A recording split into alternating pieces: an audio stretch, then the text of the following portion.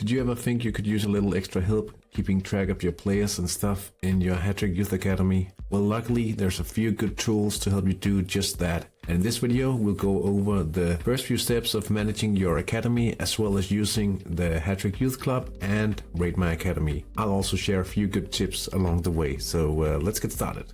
If you're just getting started with your academy, there's a few things to take into consideration. Let's try to look at a lineup here. If we just imagine that we didn't know anything about any of our players, obviously I do know something about my players, what you would want to do is we would go with a completely new lineup here, and you would always want to sort by age. Now, normally starting out with a new academy, the starting players will not be of any use really, but you could be a little lucky. I would just suggest putting all of the youngest players into the central positions, perhaps looking for playmaking talent or trying out some defending training. So just loading all of the youngest players into these positions. If you find something useful, you would want the youngest possible player to be one of those guys. Now, you can train both playmaking and defense, but I would always suggest going for a primary skill like playmaking, scoring, or defending. Those are the most worthwhile for a youth player to come through the academy with. Winger ability is of course a primary skill as well, but if it's a mono skill player, it won't be as valuable as playmaking or defense, or perhaps even scoring for that matter. Keepers are a bit special. They will be quite profitable, but they'll have to be an extraordinary talent to be more profitable. But if they are, they could be absolutely amazing prospects to sell on. So you would load the youngest players into the playable positions here.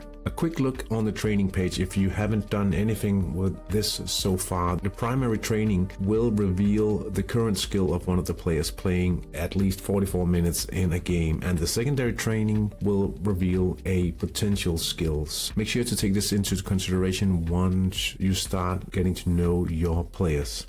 There's a few general tips for managing your youth academy that I would like to share, and those are pretty much generic for everyone in Hattrick. So always remember to play creatively. This gives an extra chance of your players having a special event in a match and revealing a spec. They can only do so if they have a specialty, so a better chance to revealing those is just better for everyone. If you suspect one of your inner midfielders might be powerful, you could play them defensively and they could trigger an event only available to players with a defensive instruction. Do try to check skills early on those prospects that seem interesting. It's just such a pity to overlook any skill on a good player that you could have trained but you overlooked because you were focusing on the wrong player. One of the major things changed in the Youth Academy is really how the scouts call work, where you see all of the players at the same time. Do also pay attention to the fact that this team is in cycle mode, meaning I want to make as much profit as possible from the players I get. So I am looking for any type of player for all of my scouts. Now let's see what they actually come up with. Now, as you can see, we have a selection of 3 players. I would probably go for the quick player here simply because he's got a specialty, but 16 years of age is not really what you're looking for. Let's see what he is like. 16 years and 57 days. We'll probably sack this player right away simply because he'll be too old to provide any income or anything useful for our cycle going forward.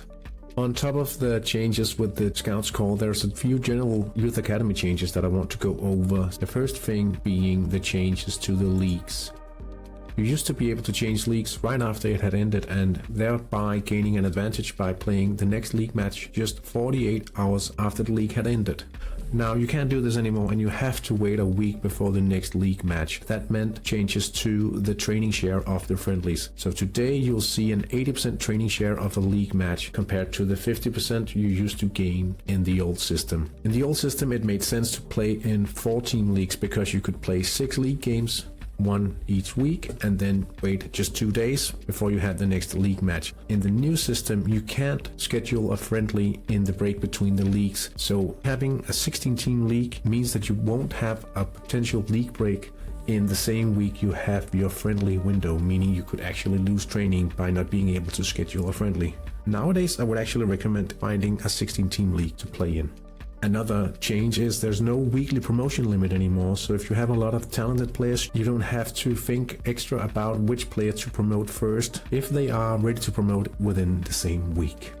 Another thing I want to address is consider what mode your youth academy is in. That really could be determined by how you play on your senior team. Are you preparing for a cycle, for instance, or are you in a profit mode? So as I showed with my team in Takalvahav during the scouts call, I am in a profit mode, already training homegrown players. So I want to make as much profit as possible from my youth academy. That probably means that you focus on the biggest star in the academy. If you are in this situation where you are actually preparing, you might want to look for specific players that pairs up well with the other players in your academy. If you want to train wingers in your senior team with homegrown players, you want to look for wingers. The general consensus is that the broad focus looking for specific players gives you a better chance of finding specific players, but the overall potential might be a little lower. Whereas looking for any player and having a singular focus on the biggest star in the academy gives you a better chance of higher potential. So again, the game mode of your academy might be determined by the way you play in your senior team. The Hattrick Youth Club is a cloud-based assistant manager system for your youth academy, and I really like to use this simply because it's a nice way to keep track of all of your players. The way it works is if you have more teams, you select your relevant team here, and then you will synchronize using this button, and then you'll see all of the data synchronizing into the youth club from Hattrick. Now, if you played a game, you will have to select what kind of training was selected for the match, and you'll get updates. You'll also have to confirm information about newly scouted players, fired players, and promoted players. So there'll be pop-ups and confirmation boxes if you have crucial new information in your system. Let's take a look at a player page in Hattrick Youth Club. So if we go to Frans Smorup here, you'll see his player page within the Hattrick Youth Club. It tells us that he'll be able to play 22.8 matches until his promotion at 17 years and 0 days, and this is based on 18 league matches and 6 friendly matches. Of other things, his player page tells us we know from this flag that he is the most talented player in the squad according to the coach, and this was 11 days ago. If I mouse over this relevance tab here, I can see that he has now accumulated approximately 273 HTMS points. Now, these are all based on his defending skill, which is currently at 5.3. You can also see here that it tells us he'll need another 5 matches training defending in order to pop to passable level 6. He'll need a total of 12 trainings in order to reach his max potential of solid. Of course, it cannot tell us anything about the sub skill beyond 7.0, so these 12 matches is to reach 7.0. Another useful thing we'll see on the player page is this unpredictable icon here. The way it's represented here tells us that the coach hasn't reported his unpredictable spec from a match yet, and it has been detected by Youth Club by reading the match reports. You can only create the event if he's actually unpredictable, so that's a way Youth Club can help you detect specialties within your youth squad. Let's take a look at another useful tool here in the Youth Club, the skill matrix. The reason why I really like this overview is because you can sort by HTMS. So if we do so, you'll see Andreas Martinussen here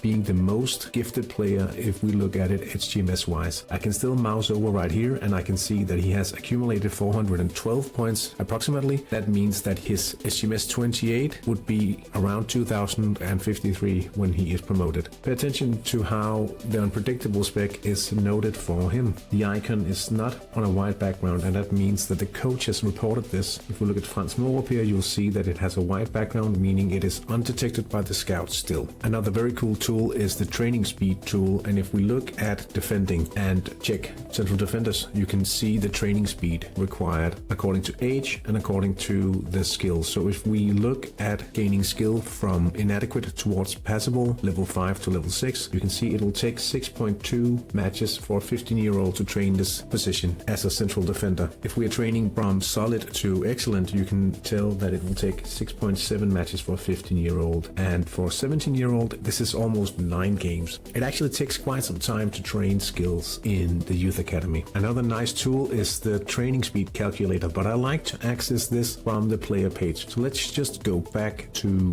Frans Smorup and check out something from the calculator here. Right, so let's just look at his defending. If we click the training speed calculator from here, you can see that it automatically sets everything. His age will be set like this, his current skill level 5.3 and the maximum 7, because we cannot know about sub skills beyond the max skill. And then we just tell tell it that he'll play as a central defender. Right now I am training primary and secondary, the two different types of defending, because I wanted to finish a player in defending quite fast. Let's just calculate it, and it'll give us a return value here that it'll take 10 matches approximately for him to reach solid 7.0. You could also just open the calculator like this and then set it all in specifically for each of the players, but I really like to access this tool from the player page itself. If we return to the skill matrix, this will also give you a nice overview of all known information about your players. So if we again sort by HTMS relevance here, you can see we know most of the stuff about Andreas Martinusson here. We know little of Frans Mårup here, and I think it's nicely illustrated by all these logs if a skill is fully trained. Now another nice thing that I'd like to show you, and I'll show you from the player page of Andreas Martinusson here. Notice the star note here. This means that